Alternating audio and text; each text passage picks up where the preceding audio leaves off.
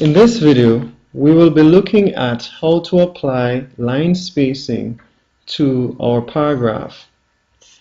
So the first thing you want to do is you're going to highlight the paragraph you're applying line spacing to, and in your paragraph section on your home ribbon we can look for this icon that says line and paragraph spacing.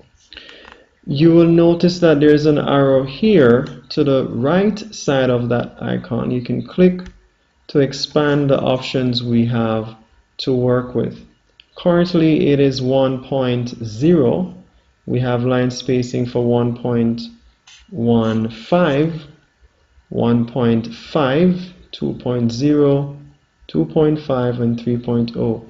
As I move over these options, you will notice that Word gives you a live preview of how the paragraph will actually look, and you can determine whether you want to apply that based on the spacing that you're seeing there. So we can go ahead and click on, let's say, 2.0, and you'll now notice that the spacing has increased from what it was from 1 to 2. Now there's another way we can achieve line spacing by using some shortcut keys, and I'm going to show you that just now.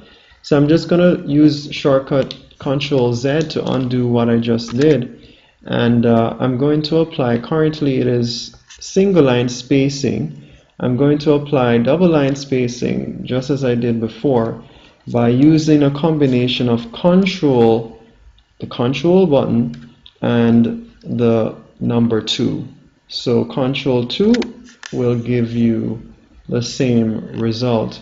If you want to apply 1.5 spacing, you can use Control button or Control key as well as your percentage symbol as well, and that will give you the same result as 1.5.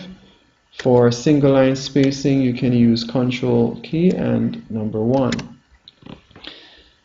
So I hope that you have learned something from this video, and please like the video, comment, and also subscribe. Thank you for watching.